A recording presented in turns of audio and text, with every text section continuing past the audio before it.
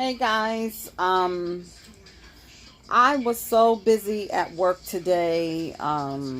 Two meetings, a care plan conference call, and I got some bad news at work from another girlfriend who's going through something, and my heart was just heavy for her.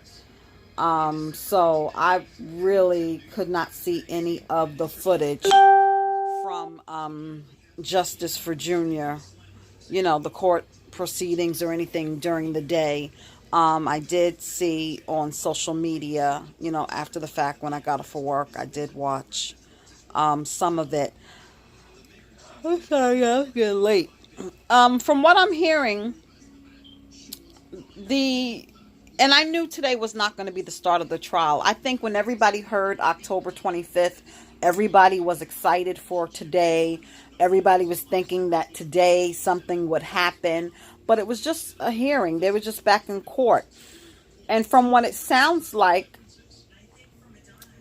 nothing's happening until 2019. I think Jose Muniz's lawyer, the judge, wanted to start it in February, and he's saying he's busy on another case. This is going to go on and on and on, and I just think that's just horrible. That's like torture, because I don't know if Leandra is going to be able to have any closure until the trial is done. I mean, the good thing about it is that they're incarcerated. They're still in jail. They're not walking free. That's a good thing, but it's still not over. I mean, she still has this hanging over her head, and it's just like torture. Really. You know what I mean? She had an outburst in court. I think when Kevin Alvarez came out, she yelled out abuser and stuff like that. I don't know how she could sit there calmly, and I know it's a courtroom and there's courtroom etiquette, and you can't have outbursts and stuff like that, but she's better than me. I don't know.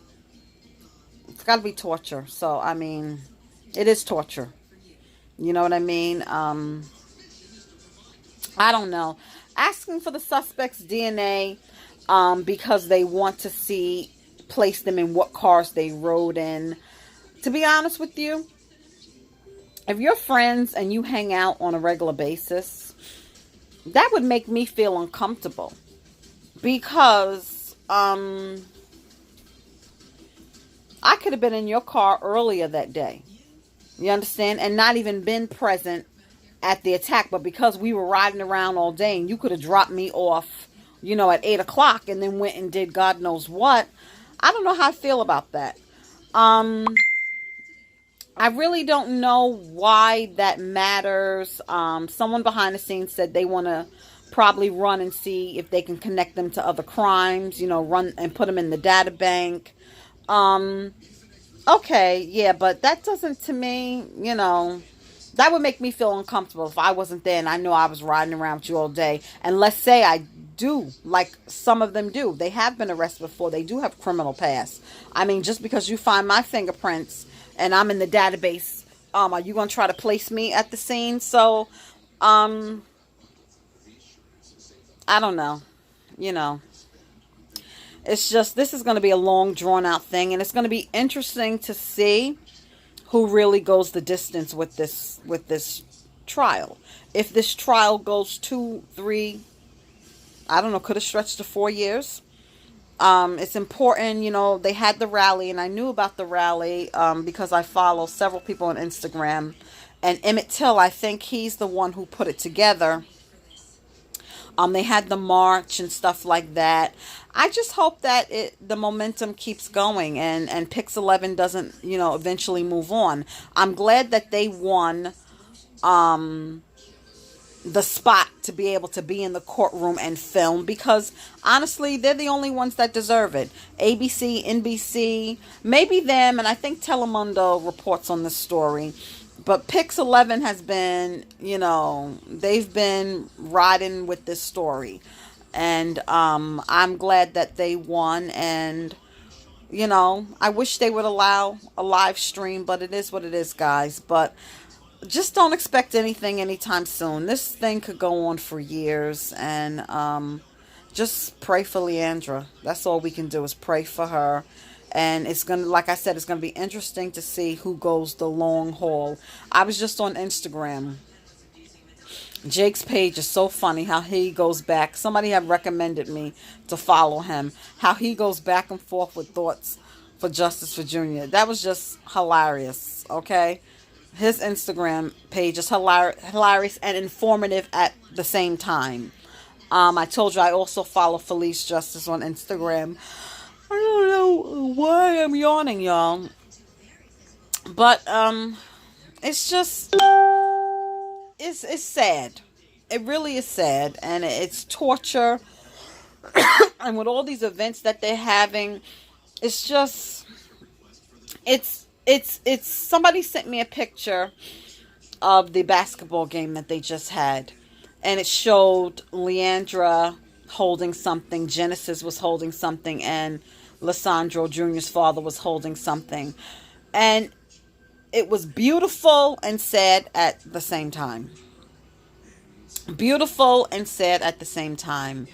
I really don't know how she, how she does it, how she copes from day to day, how she went back to the hospital where she worked, where Junior was pronounced dead, where he was in front of bleeding to death. I mean, I know people need money, and maybe working will help her, but working, like I told you guys in another video, when I worked in the hospital with my dad, I had to leave. It was too depressing for me because my father passed away suddenly. And just working in that environment and taking care of sick people, young people like my father was, it was too depressing for me. I couldn't do it. And her going back to ICU where she's seeing all these kids and all these gang members who come in shot, stabbed, and stuff like that. Some make it, some don't. It's sad. It's a depressing environment. When you're going through a loss, the hospital can be a depressing environment for you. Taking care of sick people, taking care of people, it can be rewarding. But when you're going through that personal loss and you identify with those other people, it's just, it can be very depressing. So, but God bless her. If that's, if she's happy, that's great. At the basketball game, it seems like a distance between her and Genesis. It does. It doesn't seem a connection. And some people say she kicked her out because, Genesis knows what happened to him. I don't like going too much into the hearsay, she say, in the family drama. It's just sad, y'all. It really, really is sad. And the fact that this woman is going to have to go now back and forth to court for possibly the next 2 to 3 years. It's 14 different trials. They're not having them all in one courtroom, you know what I mean, at the same time. So she has to go to 14 different, imagine, on a month-to-month basis. She can be in court on Wednesday for Muniz. She can be on court on Thursday for Alvarez. Then the next week she can be in court for Diego, whatever his name is. It's just horrible. It's horrible, horrible, horrible. But hopefully she will stay strong and see this through to the end. And have,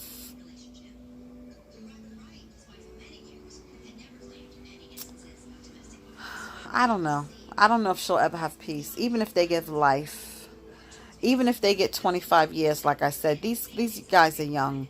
They're in their 20s, if not teens. And 20 years, coming out in your late 30s, early 40s, you still can get married. You still can have kids. You still can have a life. I don't know if there ever will be justice, guys. I don't know.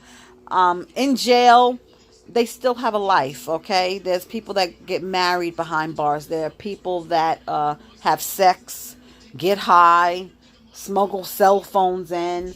They play games. They work out. They're getting 3 meals a day. I mean, and her son's in the ground.